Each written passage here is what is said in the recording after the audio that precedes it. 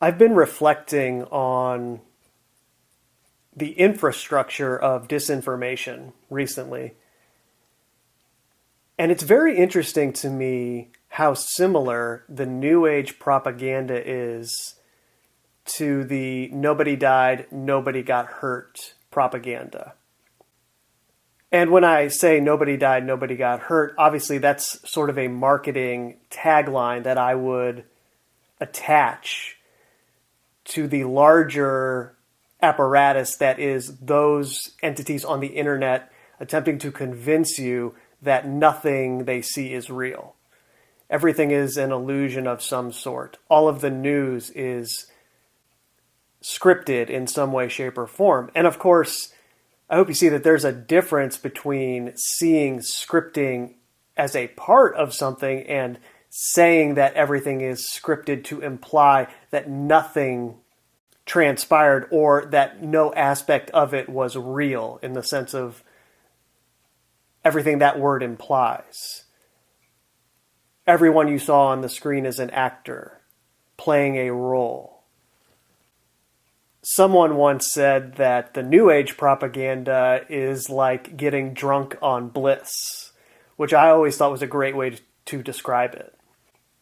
The ideas that are promoted to you there intellectually are like the substance alcohol physiologically on your body. It gets you drunk, it gets you high. And it starts innocently enough, right? It's, hey, don't like where your life is right now? Well, what if I told you you could improve your life just by changing your thoughts?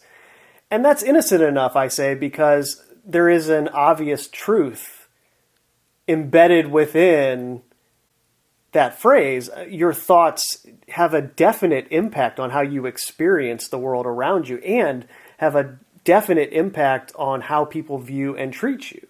And in that way, if you pay attention to your thoughts and adjust your actions accordingly, you can change your experience of the world, which in effect can change other aspects of your experience, like what your job is, where you live, etc. But that kernel of truth quickly expands into a whole world of ideas and beliefs that detaches you from reality completely. And the ultimate goal of all of the higher self-talk, the spirit guides, the soul family, the ET influence, the law of attraction, all of it is designed to coalesce together into the idea that there is no good and there is no bad. Reality is a subjective experience. Your interpretation of reality is all that matters, and therefore you have your own truth. This is objectively false, of course. You do not have your own truth. The truth is self-evident and objective. There is only one truth.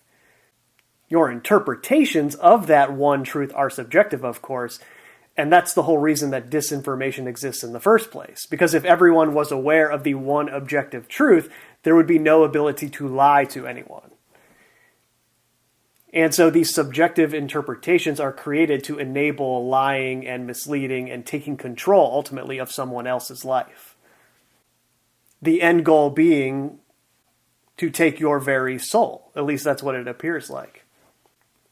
Accordingly, you get someone to believe that there is no such thing as good or bad, meaning anyone who is experiencing what would be perceived as something bad did that to themselves via their thoughts, actions, etc. They must not have been thinking positively, so this happened to them. Or alternatively, well, we all agreed to be put into this situation in advance. We agreed to whatever experience we have to gain information for quote-unquote source. Therefore, there is no such thing as a bad experience because that person agreed to go through whatever it is, even if it's something horrendous. Now, could there be an aspect of these things going on here? Sure. Anything is possible. I'm not going to be arrogant enough to tell you that I know that's not happening. But hopefully you can see why those ideas especially are being promoted, because within a world governmental structure with one religion that is focused on its slaves not having a lot, well, it will be very beneficial for them to become non-materialistic, to believe you will own nothing and be happy. I've just described the entire purpose of the rise of the New Age propaganda, which of course is why the Lucius Trust, Alice Bailey, Helena Blavatsky, the syncretist ideas that underpin the ideas promoted by the United Nations. Of course, all of that is promoted within that context. It makes perfect sense. Because in the same breath, if there is no good and there is no bad, what these people are doing to other people is also perfectly reasonable and explainable. Hey, you guys agreed to experience what you're experiencing, and we're just playing our role. All right, this goes back to the famous hidden hand dialogue that was on GLP back in the day, which is, of course, disinformation, where someone from the ruling elite, an alleged member of one of these bloodline families, came on GLP and explained the situation.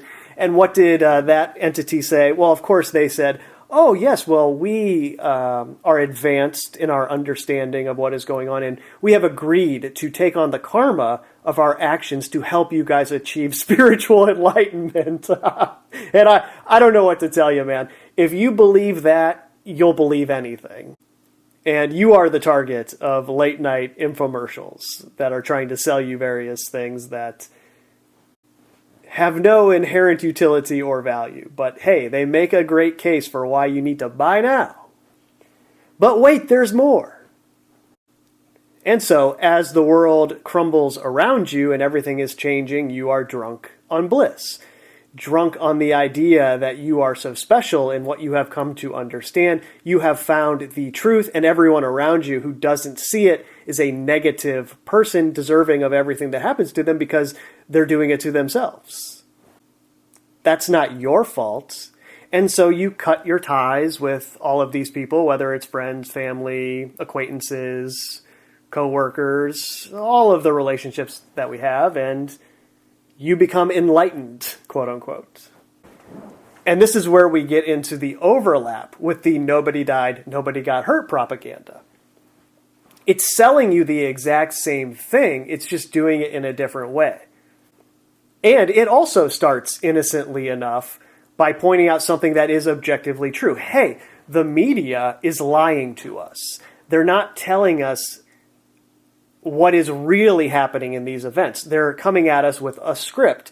Their news anchors are actors playing a role that are telling us a certain thing about what happened, but it's not the whole truth. And just like the New Age propaganda, as it relates to your thoughts and the impact that your mind can have on reality around you, that is a fundamental truth about what is really going on here. That's an objective truth. Self-evidently true. The placebo effect proves it in the example of your mind and thoughts, while the countless independent journalists, researchers, and whistleblowers prove it as it relates to official history and what we have been told, where we have these honest accounts of what really went down that contradicts the official narratives that are coming from the major news sources. But from that fundamental truth, then they take you on to deeper levels of insanity where they say, oh, actually everything that you see is a hoax. I mean, none of it's real in that sense. They're all actors. They're crisis actors that are being paid to play a role. Every event that you see on television where it's alleged that someone died, oh no, actually nobody died. That was all actors. all those events that you see, even ostensibly important events like 9/11 and world wars, are scripted and staged and faked to a certain degree. Did you know nuclear bombs aren't real either? Did you know history itself is not real? Right? You get taken down this path to where you eventually don't believe that anything you are seeing is real. And in this way, I hope you see the parallel there to the New Age propaganda. You create your own reality where nothing is real. And at the same time, it's even worse than the New Age propaganda in some ways, because rather than getting drunk off of bliss, you're getting drunk off your own arrogance, where they tell you you are so smart. You are so much smarter than everyone else because you figured this out. Meanwhile, none of it is true in the way that they are telling you it is true. There is so much nuance and layers to the events that take place in the world that is so much more than a simple catchphrase like nobody died, nobody got hurt. And indeed, many people die and many people get hurt in these events, right? But they take you into this world where you're so drunk off your own arrogance that you start convincing yourself that you see the world in a way that no one else does. And in the same way, you start to detach from those around you because they can't see the truth. And that is why there have been so many different camps established within what is referred to as the truth community, because they want you in different camps arguing amongst yourself in the same way they do it in mainstream society, so that nothing is ever accomplished. And indeed, the two camps that I've been getting into here, New Age propaganda and nobody died, nobody got hurt propaganda, overlap in many ways. Those are two camps that are seemingly at odds, but they also overlap. To the point where you have somebody from the nobody died, nobody got hurt camp that in a pre-calculated fashion says, okay, well, let's merge this together, in conjunction with mainstream society coming out with more and more articles and studies about simulation theory and the likelihood that we live inside a simulation. We'll just come out and say that nothing is real. It's a logical extension from what we've been conditioning everyone to believe as it relates to these events that are transpiring. Well, now we'll just say that reality itself isn't real. It's a Sims game. You see, it's a natural progression into that view. And that's what a lot of these characters are doing now, promoting this idea that nothing is real. And hilariously, they'll do video after video after video about how nothing is real, but yet somehow you are supposed to keep watching all of their videos over and over and over again. And that is not a part of reality not being real. That's okay. Just watch my videos, but just understand that nothing is real. And we'll talk about that over and over and over again into eternity. And that is the business model for everyone, right? That's even the business model for the entities that tell you the rapture is near. We're in the end times. Please, in the meantime, though, subscribe to my newsletter. Subscribe to my Patreon. Because I'm giving you the truth of the end times. You know, what are you going to do with that money if it really is the end times? Why would you be asking anyone for money if that's really the case? You're not going to need it, buddy. And there is the disconnect that comes in and starts to wake you up. That's the splinter that truly starts to make you aware of what's really going on here. That's especially prevalent in the New Age scene. Well, hold on a second. If all I need are my own thoughts to create my own reality that will fulfill all my wildest dreams, materialistically speaking, why do I need to give you money to do that? Can't you just tell me what it is? If you just tell me, I'll be able to achieve that, and theoretically, you have already achieved that with your thoughts. So why do you need my money? You see? Do you see the problem there?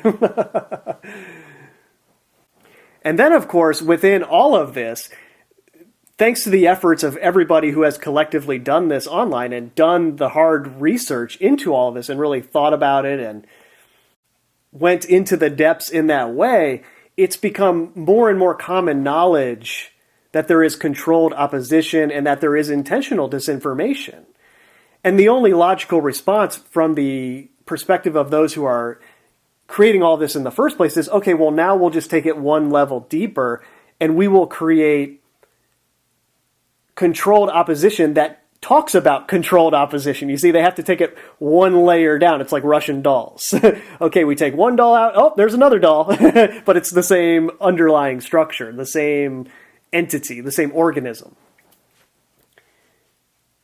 And so you have characters that pretend to talk about how, yes, there's controlled opposition, but they're only allowed to talk about a certain person or subset of people, and they don't go any deeper than that. But in the mind of the naive viewer, they have addressed it. They've addressed the thing that you have to address. And it will only get deeper and deeper in that way, where eventually they're going to have just regular YouTube channels that they try to make look like they have none of the artificial bot views, bot subscribers, bot commenters, bot bots, same thing, right? But I meant to say bot with money versus bots. But that's what they're doing, buying the bots. Or in other cases, they are directly connected into the pipeline that is the underlying infrastructure to the point where that is provided for them because they are a part of it. But as a result of that, you take it one step further and you have this person come onto YouTube or whatever platform it is, and they're talking about all of the other quote-unquote shills that are out there, but they never provide any of their own analysis or information, and their whole objective is to pretend like they're one of the people that is exposing this type of thing that's going on. But the true purpose of their existence is to get you into that negative place where you're constantly pointing your finger at someone else, and in that way you completely lose sight of why it is that you got involved in all of this in the first place, which is to find the truth.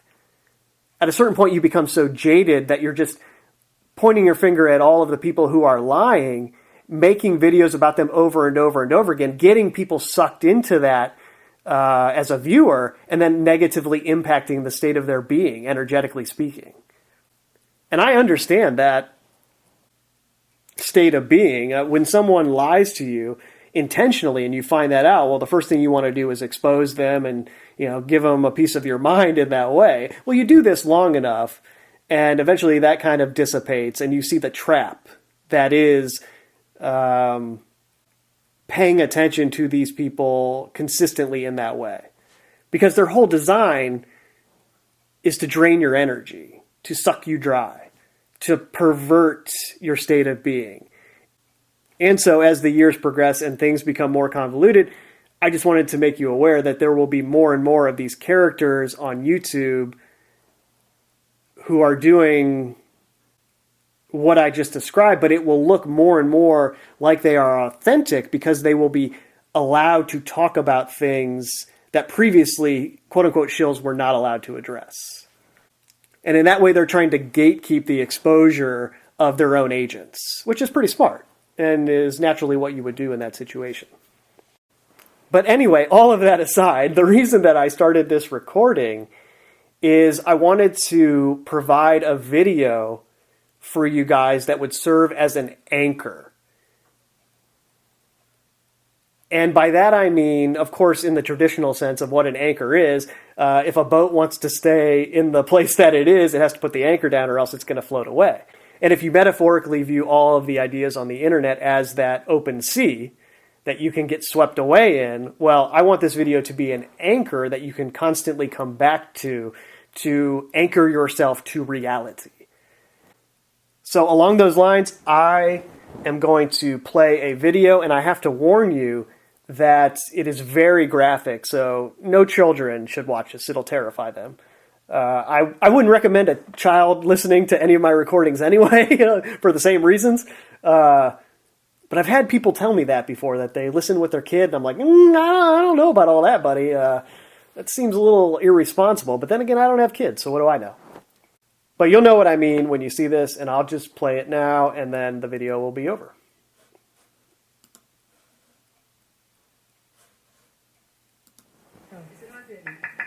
Hi, Hi, I'm Dr. Denise Bavoda. I am a World Trade Center doctor working with patient Keith Nelson, who was a volunteer at the World Trade Center pile as a chiropractor, helping first responders recover from days and hours of trying to retrieve victims from the World Trade Center. As a result of his kind act, he ended up with a head and neck cancer, which resulted in him losing his upper left palate, all of his teeth, the left side of his face, the skin, the sinuses, all the bony structures, his infraorbital rim, support for his left eye, and as a functional result, he cannot speak, he cannot swallow, he cannot eat without a prosthesis replacing his palate, and a prosthesis replacing his face to protect all of the very fragile structures that are remaining inside of him. Keith, tell them a little bit about what you did and how you're here. I am Dr. Keith Nelson. I gave my time on my days off as a volunteer, treating workers at the site. Anyone complaining of any neck or back problems related to their lifting and working there, so that they could do their job. And you, tell us about your life with your defect now. My life with my defect is atrocious. It is so far from normal, it's ridiculous. I was supposed to be dead within 2 years of treatment. I'm a lucky survivor, and I have a very unusual defect, which allows me to be unable to talk, unable to swallow foods properly, unable to see properly without a proper prosthetic. And what is it like going out the street without a facial prosthetic? I mean, how could you food shop or be with friends? You can't function in a normal manner at all. I've been on full disability ever since this because of its inability for me to sleep properly and sleep well and communicate properly with patients again, eat properly for proper nutrition. Everything has been greatly affected, and I also have gotten water into my lungs, and I've had lung trouble from that as well, and we're trying to resolve this so that I can be much more functionally normal again. And emotionally supported so that you can go out and function with your family and friends? Yes, I feel very inferior to everybody at this point, and my esteem is greatly downhill all the way. Okay, Keith, would you please remove your prosthetics so we can show the World Trade Center doctors and people that will be deciding whether or not they will help us recreate your face and your structures, what your life is like without this. All right, my cancer doctor also suggested I get one made because I am not a candidate for surgery procedures. Okay, now Keith is going to remove his face, and he's going to remove his oral prosthetic, which doesn't completely seal his defect, which is what we will do for him. If you notice, he has cotton underneath his lower eyelid to try and lift the eyelid. We're going to try and attempt to do that with our prosthesis. And now this is Keith. If you come in, Joanne, closer. Keith, put your tongue up through the defect. There you go. You see, it's a through and through defect. He has no jaw, no teeth, no palate, no facial structures. His lower lid is missing, so his eye droops and stays open all the time, creating a chance for his cornea to be scratched and lose his eyesight. Speak to us, Keith. I can't speak very well. I understand without closure. I cannot swallow food or heavy because I do not have a closure enough because I am not able to take heavy and pass my lungs. So as we can hear, Keith can't speak correctly. He certainly can't swallow, and I can't demonstrate that because if I do, it'll go down his lungs and he risks pneumonia. His eye has already had corneal scratches, and he sleeps every night with a moist membrane over it so that he doesn't scratch it during the night. This is a man who went down on his 2 days off every week for probably a year to try and give whatever he could to the first responders at 9/11. He did this out of love for his city of New York and out of the country he loves and believes in, the United States of America. We, as the team at World Trade Center, need to reconstruct this gentleman and give him back his dignity and his ability to function in life every day from not only a mechanical eating and speaking point of view, but from an emotional point of view, that he can spend time with his family, go out in public, try and regain his ability to practice as a chiropractor. This is the least we can do to thank him, and this is what Mr. Zadroga said he wanted when he begged for the Zadroga Act to be passed. Please honor his ability to help our first responders by honoring him and covering his prosthetics and helping bring him back to his functioning life. What we do in my office is we change lives every day. Together, you and I can change this man's life so that he can once again go forward and enjoy his family and enjoy his life. Thank you. Thank you.